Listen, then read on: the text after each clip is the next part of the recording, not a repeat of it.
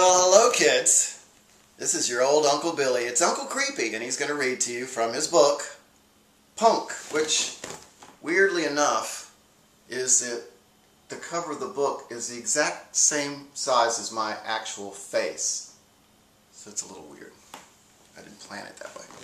And excuse my grizzled look, because I've got a couple of auditions this weekend, and once again they want me to play perverts and crazy old men, and, you know, no more of the ingenue roles, not for me. Where should we read? Well, let's start on page 50. Data Boy magazine sold sex without the sizzle. Even by 1980 standards, it was limp fare, the most radical images being shirtless guys in partially unbuttoned shorts, generic Beach Boys meant to entice whales into the bars. The people who printed the magazine were conservative prudes, but they didn't mind the half-naked boys or notice the ads soliciting sex in the middle of the magazine. No, they pitched a fit and stopped the presses when they saw the word fuck in one of my columns. Dave Hodgson, he was the editor of Data Boy, hit the roof. After all, he was the editor and was supposed to at least be reading the stuff that went into the magazine. I don't think I've even read this book. I'd been using profanity from the start practically. After that incident, Dave took more interest in the magazine. It became filled with regular columns from a number of different people. Steph's stories written by a typesetter that replaced Judy Z. Larry Scantlin's sports column, The Ruminations of Life in WeHo, The Tempest. The magazine had become more energized. I enjoyed lots of good times in conjunction with the magazine, which had a circulation of 25,000, despite my resistance to West Hollywood culture. I was enlisted as a fluffer for the second Superman pageant. That was Dave Hodgson's continuation of the Groovy Guy contest that attracted thousands to the bar-hosted events. Thrilled to the dulcet tones of Rudy de l'Amour at Casito del Campo. He's absolutely the best piano bar entertainer I ever saw. Happily downed free drinks at some early adult gay film awards, and attended the opening night at the Hollywood Spa, leaving just as the police bum rushed the place, arresting people for indecent exposure. In a bathhouse! Overall, I tended to avoid the West Hollywood crowd. It was so homogenized. Instead, I got to know some of the older guys that hugged the bar at the Doppelganger in Northridge, a shotgun joint far out in the valley. Married, 2.3 kids, super normal looking, not at all effeminate. These middle-aged guys were trapped between the margins. It was too late for them to experience young love. They had their lives set in stone with teen kids that didn't know daddy was gay. Jovial, open, successful, these gentlemen were painfully aware of what it was they missed out on. It was playing out before their very eyes. Life couldn't have been more cruel. I watched as a few of them fell into an alcoholic fog, chasing their inner youth, leaving families and careers in a shambles. A successful realtor in his early 40s who hung out at the Doppelganger was especially gregarious, taking a bunch of us young guys out to lavish dinners, sailing on his yacht in Marina del Rey, buying shots, and generally being a kept boy magnet. He was way too old for me, so we remained friends while I watched the vampires drain his very existence. After about a year of this, he came up to me in a bar in Reseda. I've had it with this town. I got fired a few months ago, lost my home, and now I'm moving to San Francisco where friends offered me a job. Can you give me a ride to the bus station early tomorrow morning, Billy? You're the only person I can trust to show up. What you can have so readily as a young person will cost an older man everything he has, and it still won't be enough. You got to get it when you're young, baby. Got to get it when you're young. Take it from me. No one will take it from me anymore, but... In February 1981, sitting at my drafting table, staring at a phalanx of naked membos, Larry Scantlin dropped an envelope in front of me. It was a letter from Michael Ealy and Spider Taylor, who were in a band called Hey Taxi, inviting me to a gig downtown on 1st and Alameda at a place called the Brave Dog. It wasn't just a common correspondence, more of a collage with campy pictures from magazines pasted to the paper. I'd just cut my finger with an X-Acto blade, so I wrote back to Michael in blood, told him I'd be there on Friday night, the 13th of February. Hardcore, right?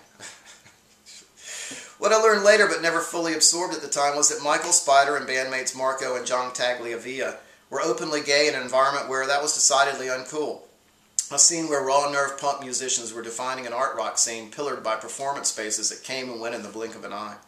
Determined not to fully succumb but recognizing a short window of opportunity, I roamed the clubs almost every night, gravitating to the darkest spot, leaning back and letting a beer hang loosely from my right hand. I observed the boys from Guns N' Roses in the clubs lying in a pile by the wall, they would just be lying there on the floor, like on top of each other, just lying by the wall. It's very odd.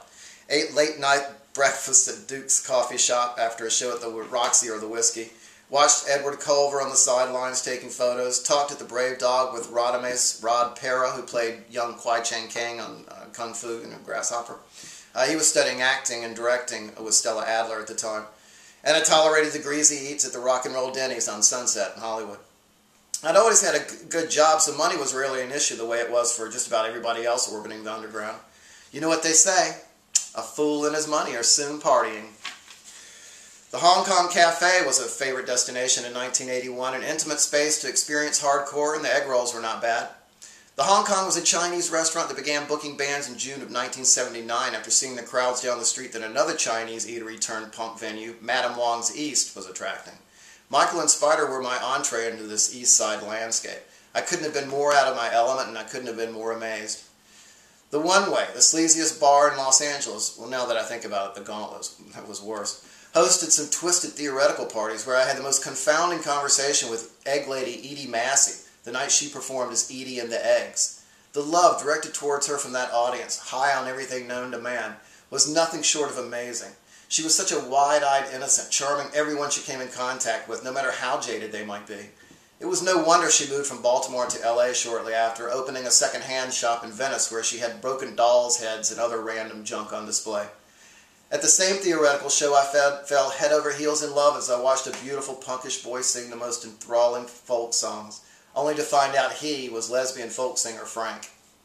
I'm still a fan.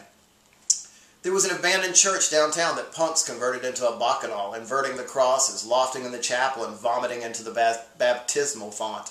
The church took its revenge. There was a second-story door that literally opened up on nothing. The bums across the street would laugh as drunken prats, thinking it was the bathroom door, fell to the bone-crushing cement below. I ran into a friend one morning after spending the night with his roommate. "Are you still burning the candles at both ends, Billy?" "There's a wick on both ends, isn't there?" The Brave Dog was carved out of an ancient strip mall downtown. To call it a hole in the wall would give holes a bad name. You entered from the rear through a chain-link fence gate where draped in black Claire Glidden sat to the right. $5 bought you 3 bands and all the beer you could drink out of a red plastic cup. The interior was black on black with a long bar in the back where co-owner Jack Marquette would be pacing nervously in front, going over all the things that could potentially go wrong that night. Jack and Claire created a hot spot where 18 to 28-year-olds luxuriated in an anything-goes atmosphere. The most accepting audience possible, they gave anyone who took the stage the benefit of the doubt, no matter how avant or bizarre it might be. We wanted to be confronted, and we were. There was something poetic and harsh when Hey Taxi took over the Brave Dog stage. Michael Ealy's wild movements and disturbing lyrics meshed perfectly with Spider's raw, no-detour guitar style. Something more than just straight-ahead punk rock. It was intelligent, more penetrating. I was under the spell of Michael and Spider from that moment on. When Hey Taxi evolved into Red Wedding, their musicality soared to fantastic heights, but for some reason they never got that elusive record deal, and it's probably just as well. I especially enjoyed hanging out at the Brave Dog with Sal De La Riva, college music journalist, possibly the coolest person I ever met. He loved to fuck with my head. I assumed he was straight. I never asked people if they were gay or not. I would find out, you know what I mean? With Sal, I never found out. Louis Defoe was another weekend friendship, such an effusively friendly guy. His face radiated a sunny outlook. I got to know Louis originally because he was in Hey Taxi with Michael Ealy and Spider Taylor. When they broke up, Louis moved over to playing drums for the Stains, one of the first LA punk bands. I loved their straight-ahead effrontery, but the other guys in the band, Jesse Fix and Rudy Navarro, intimidated the hell out of me. The Stains were an awesome primal punk band with songs about death, revenge, gangs, Nazis, you know, the classics. But when the mosh pit started at their shows, I made sure to be a safe distance away. I was a skinny kid, man. They would have chewed me up. Sunday afternoons in 1982, Michael, Spider, Brave Dog, proprietress Claire, and I headed over to the Vale at Cathay de Grande, where the goth scene was taking hold, although nobody called it that. New Romantic was the label for a short period. Vale was the place to see guys with faces painted nearly white, wearing Baroque frock coats and hair blackened and spiked. Patrick Motta from Community FK exemplified that extreme and androgynous look. I got to know Patrick and his wife when they worked at a second-hand clothing store across the street from Cindy O's Black Salad on Melrose. Missing Persons, a rock group I became friendly with, got their record deal and attained worldwide success, becoming one of the first MTV sensations. It's a wonderful thing to observe from the sidelines. Typesetter Jay introduced me to the Phil Spector Wall of Sound at work, something I wasn't privy to growing up in the South. He and a friend tracked down Darlene Love, the forgotten lead singer of the Crystals. He hit me, and it felt like a kiss. That was a good song. And arranged for her to sing in a club on the west side and have it videotaped. Jay and I sat front table when the legendary Spector vocalist performed her first solo concert in a decade. Bored with touring as one of Dionne Warwick's background singers, Darlene was excited about the prospect of getting her career back on track and hoped that this would be the catalyst. Flea and Anthony Kiedis were kicking around the inner city clubs and parties. I'd buy them drinks if I had the chance because, why wouldn't you? Fucking drugged up little hotties.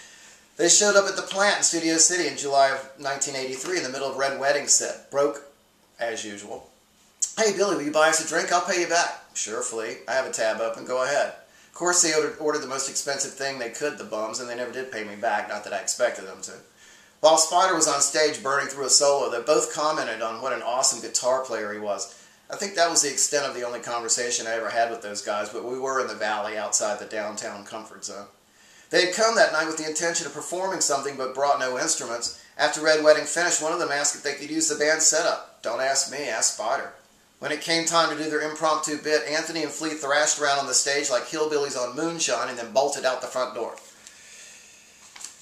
A week later, when they took the stage at Al's Bar as the Red Hot Chili Peppers for the one-year anniversary of Theoretical, I thought, those guys really are a band? They had been gigging for a few months. Who knew? Granted, they were hot on stage with cocks swinging like a child's playground at noontime, but I thought, Red Wedding might not make it, but if there's ever been a band destined for total obscurity, it's the fucking Chili Peppers.